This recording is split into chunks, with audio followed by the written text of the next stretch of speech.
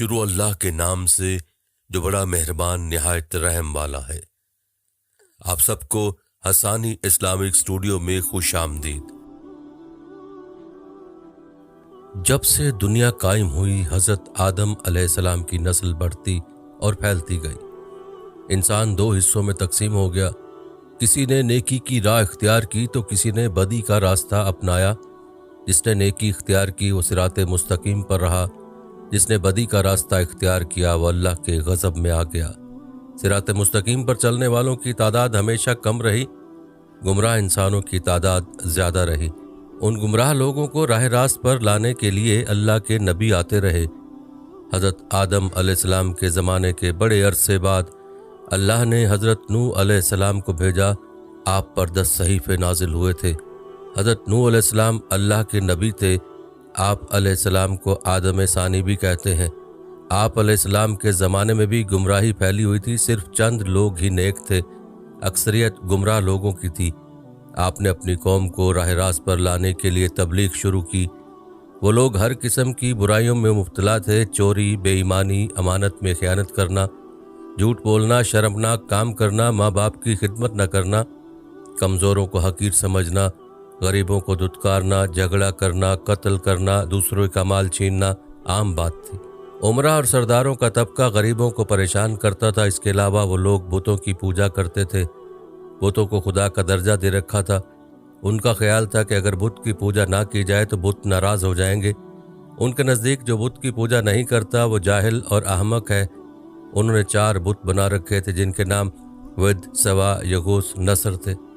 حضرت نوح علیہ السلام اپنی قوم کو دعوت حق دیتے، اچھے کاموں کا کرنے کا حکم دیتے، برے کاموں سے روکتے۔ وہ کہتے کہ بتوں کی پوجا نہ کرو، صرف ایک اللہ کی عبادت کرو جو سارے جہاں کا پروردگار ہے۔ واضح و نصیحت کی غرض سے ایک روز آپ علیہ السلام نے ضیافت کا اہتمام کیا۔ ضیافت میں ہر حیثیت اور طبقے کے لوگ شریک تھے۔ آنے والے مہمانوں میں غریب بھی تھے، امیر اور سردار بھی تھے۔ صاحب حیثیت اور سردار غریبوں کے ساتھ اٹھنا بیٹھنا پسند نہیں کرتے تھے، انہیں حقارت سے دیکھتے تھے، نفرت کرتے تھے، لیکن حضرت نوح علیہ السلام نے سب کو یکجا کر دیا۔ لوگوں نے ضیافت کا اہتمام کا سبب دریافت کیا تو آپ علیہ السلام نے فرمایا، بھائیو، ہماری قوم کے لوگوں میں بگاڑ پیدا ہو گیا ہے۔ سب سے بڑی خرابی یہ ہے کہ طاقتور طبقہ کمزوروں پر حاوی ہوتا جا رہا ہے۔ جو کمزور ہیں وہ بھی ہمارے ہی بھائی ہیں۔ تم غریبوں کے ساتھ اٹھنا بیٹھنا پسند نہیں کرتے، تم ان سے نفرت کرتے، ان میں جو بھوکا ہوتا ہے تم کھانا نہیں کھلاتے، اگر کوئی پیاسا تم سے پانی مانگتا ہے تو تم پانی نہیں پلاتے، اگر کوئی بیمار ہو جاتا تو تم ان کی عیادت نہیں کرتے، تم اپنے ماں باپ کی خدمت نہیں کرتے، دوسروں کا مال ناجائز طور پر کھاتے ہو، دوسرے کی ملکیت پر قبضہ کرتے ہو۔ یہ تمام شیطانی کام ہے۔ اس کے علاوہ تم اپنے ہاتھوں سے بنائے ہوئے بتوں کی پوجا کرتے ہو۔ یہ بت تو تمہاری طرح مخلوق ہیں اور یہ تو تم سے بھی کمتر ہیں۔ یہ کہاں کی عقل مندی ہے؟ میں تمہیں ایک بڑے عذاب کی خبر دینے آیا ہوں۔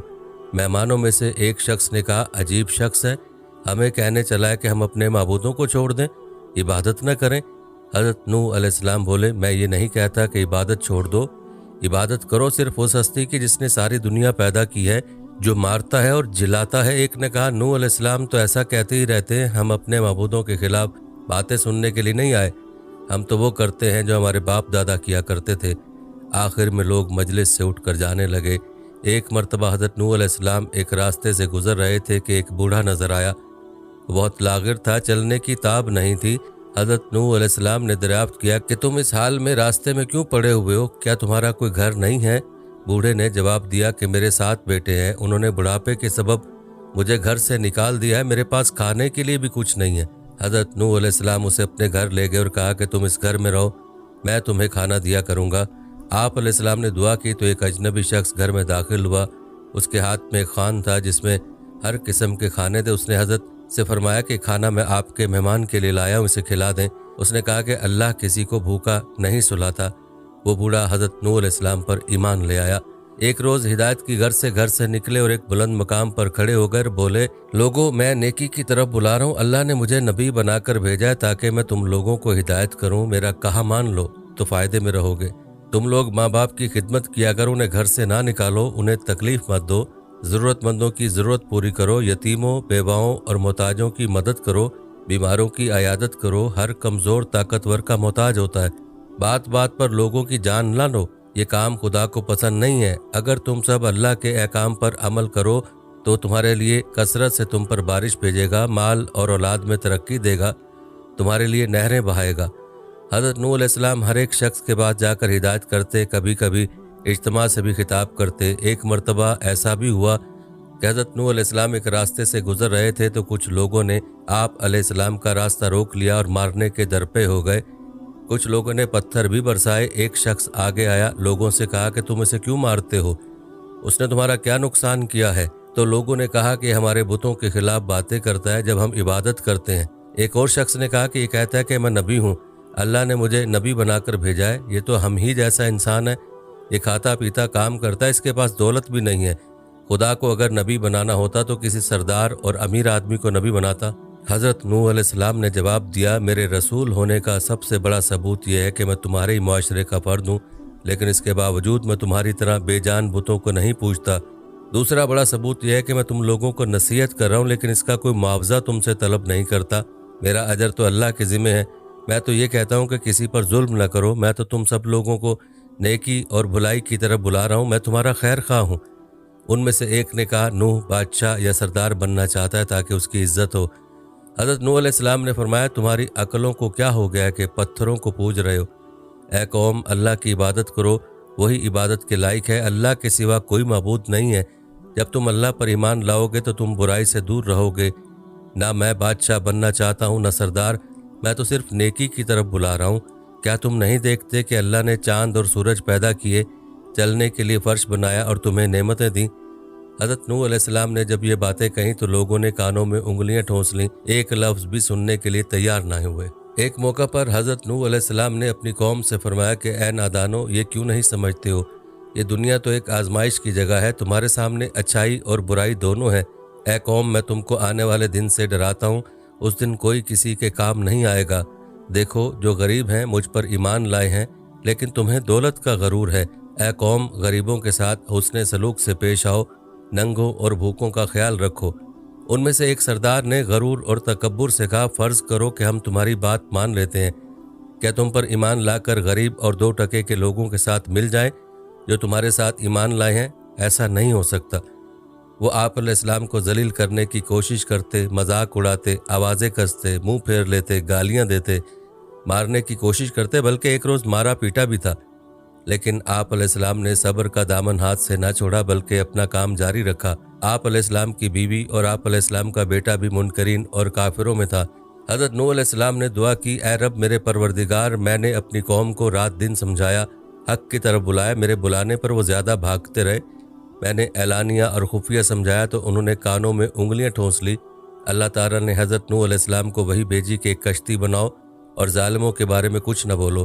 اللہ کے حکم کے مطابق آپ علیہ السلام نے کشتی تیار کرنا شروع کی۔ کچھ لوگوں نے مذاق کرتے ہوئے پوچھا، اے نوح، کیا بنا رہے ہو؟ آپ علیہ السلام نے بتایا کہ میں کشتی تیار کر رہا ہوں کیونکہ اللہ کی طرف سے عذاب آنے والا ہے۔ اللہ نے جو ڈھیل دے دی ہے وہ ختم ہو رہی ہے۔ جب وقت آئے گا ہر طرف پانی ہی پانی نظر آئے گا، صرف وہی بچے گا جو اس کشتی میں سوار ہوگا، جو بت پرستی سے توبہ کرے گا، گناہوں سے معافی مانگے گا، اسی کو کشتی میں جگہ ملے گی۔ لوگ بولے، اے نوح، یہ زمین تو خشک ہے، ایسے آثار بھی نہیں ہے کہ اتنا پانی ہو جائے کہ کشتی تیرنے لگے۔ نوح کا تو دماغ ہی چل بسا ہے۔ حضرت نوح علیہ السلام اس قسم کی باتوں سے بالکل مایوس ہو چکے اور اصلاح کی کوئی امید ہی نظر نہیں آ رہی تھی۔ جب کشتی بن کر تیار ہو گئی تو لوگ کشتی میں غلاظت پھینک دیتے۔ کشتی میں کوئی جگہ ایسی نہ تھی جہاں غلاظت نہ ہو۔ کافر غلاظت پھیلانے کے لیے کشتی کے اندر جایا کرتے تھے، یہ ان کا معمول بن چکا تھا۔ ایک مرتبہ ایک کوڑھ کا مریض بھی اپنے ناپاک مقصد کے ساتھ کشتی کے اندر گیا۔ اس کے سڑے ہوئے جسم کے ایک حصے پر کچھ غلاظت لگ گئی۔ کچھ دیر بعد اس نے دیکھا کہ جہاں غلاظت لگی تھی وہ حصہ اچھا ہو گیا۔ اب اسے حیرت ہوئی کہ کیا ماجرا ہے، آخر غلاظت سے کس طرح شفا ہو سکتی ہے۔ پھر وہ کشتی کے اندر داخل ہوا اور غلاظت پوری طرح سارے جسم پر مل لیا تو دیکھا کہ وہ بالکل تندرست ہو گیا۔ یہ بات کوڑھ کے مریضوں کے اندر پھیل گئی تو سب نے کشتی کے اندر داخل ہو کر غلاظت ملنا شروع کر دی۔ اس طرح پوری کشتی پاک صاف ہو گئی۔ حضرت نوح علیہ السلام نے اللہ سے دعا کی، اے رب، لوگوں نے میرا کہنا نہیں مانا، ایسے شخصوں کی پیروی کی جن کے مال اور اولاد نے ان کو زیادہ ہی نقصان پہنچایا۔ ان کافروں میں سے زمین پر ایک باشندہ بھی مت چھوڑ، اگر آپ ان کو روئے زمین پر رہنے دیں گے ان کی اولاد بھی کافر ہوگی۔ आप अलैहिस्सलाम की दुआ कबूल हुई, अल्लाह का अजाब आ चला, घर के तनूर से पानी उबल पड़ा, पानी का रेला तेज़ी से बहने लगा। जिस जगह से पानी उबल पड़ा वो जगह कूफा की एक मस्जिद थी जिसका नाम मस्जिद अंबिया है। दूसरी तरफ आसमान पर खौफनाक स्याह बादल छाने लगे। हज़रत नूह अलैहिस्सलाम ने देखा कि ज़मीन से चश्मे फूट रहे हैं। हज़रत नूह अलैहिस्सलाम ने कहा कि यह अजाब की अलामत है। काफिर कहने लगे कि तूफ़ान तो आते ही रहते हैं, बारिशें होती रहती हैं, ये तो कोई नई बात नहीं है, कुछ देर बाद मौसम बदल जाएगा। देखते ही देखते हवा का तेज़ झोंका आया जिसने हर चीज़ पर पानी बरसना शुरू हुआ। बारिश में इतनी शिद्दत थी जैसे कि आसमान ने अपने तमाम दरवाजे खोल दिए हों। हज़रत नूह अलैहिस्सलाम ने ईमान वालों से कहा कि कश्ती में सवार हो जाओ। अल्लाह ने फरमाया कि हर किस्म के जानवरों का जोड़ा भी कश्ती में सवार करा लो। हज़रत नूह अलैहिस्सलाम ने अल्लाह के हुक्म की तामील की, हर जानवर का जोड़ा सवार करा लिया गया। कश्ती में एक अलहदा जगह पर सब जानवरों को बंद कर दिया गया। तूफ़ान चलने लगा, बारिश से नदी नाले और ज़मीन पानी भर गया। फिर ज़मीन के हर हिस्से में पानी बहने लगा। अब हज़रत नूह अलैहिस्सलाम का जहाज़ तैरने लगा, पानी ऊंचा हो रहा था। हज़रत नूह अलैहिस्सलाम की नज़र जब बेटे पर पड़ी तो आवाज़ लगाने लगे, बेटा अब इस कश्ती में सवार हो जाओ, तुम्हारी जान बच जाएगी, अब काफिरों का साथ छोड़ दो। तो बेटे ने जवाब दिया कि मैं पहाड़ की ऊंची चोटी पर चढ़ जाऊंगा, पानी वहां तक नहीं पहुंचेगा।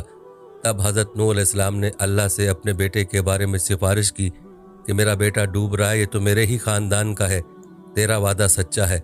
अल्लाह ने फरमाया कि वो तेरे ख़ानदान वालों में से नहीं है, तेरे घर वाले तो वो हैं जो तुझ पर ईमान लाए हैं। रिवायत के मुताबिक बारिश मुसलसल 40 दिन तक होती रही। जो कुछ ज़मीन पर था सब डूब गया। काफिरों का काम तमाम हुआ। जो लोग हज़रत नूह अलैहिस्सलाम पर ईमान लाए थे वो कश्ती में सवार होकर बच गए। कश्ती कोहे जोदी पर जाकर ठहरी जिसे अरारात भी कहते हैं। कश्ती में सब सवार थे। उसी दौरान हज़रत नूह अलैहिस्सलाम को एक फाख्ता नजर आई। उसकी चोंच में जैतून के दरख्त का पत्ता था। ये अमन व सकून की अलामत था, यानी पानी उतर चुका है। कोहे जूदी या अरारात मशरकी तुर्की में है। ये 16,900 फीट बुलंद है जो बर्फ़ से ढकी रहती है। रूस की सरहद भी उससे मिलती है। इस पहाड़ को नाकाबिले तस्खीर ख्याल किया जाता है, लेकिन 1929 में जर्मन माहिर तबियात जॉन जैकब ने 2 नाकाम कोशिशों के बाद उसे सर कर लिया। कुछ अरसा पहले हज़ारों साल की जमी हुई बर्फ़ का तोदा गिरने से कश्ती नूह अलैहिस्सलाम का एक हिस्सा बर्फ़ से निकला। कई हवाबाजों ने इसकी तस्वीरें लीं। एक और मालूमात के मुताबिक 1929 में माहिर आसार कदीमा वोली और उसके साथी ने इराक के करीब और के मकाम पर तूफ़ान नूह के आसार दरियाफ्त किए। इंजील मुक़द्दस किताब पैदाइश की रिवायत के मुताबिक तूफ़ान नूह का वाक़या वादी दजला और फरात से मुतल्लिक है। इराक में कदीम ज़बानों में लिखे गए कतबे दरियाफ्त हुए, उनमें एक ज़बरदस्त तूफ़ान का जिक्र तफसील से मिलता है। एक माहिर ने दावा किया है कि उसने शहर और की सबसे निचली सतह में तूफ़ान नूह के आसार पाए हैं। ईसाइयों और यहूदियों की अलहामी कुतब में अरारात का जिक्र तूफ़ान नूह के हवाले से आया है। बाइबल में लिखा है कि 7वें महीने की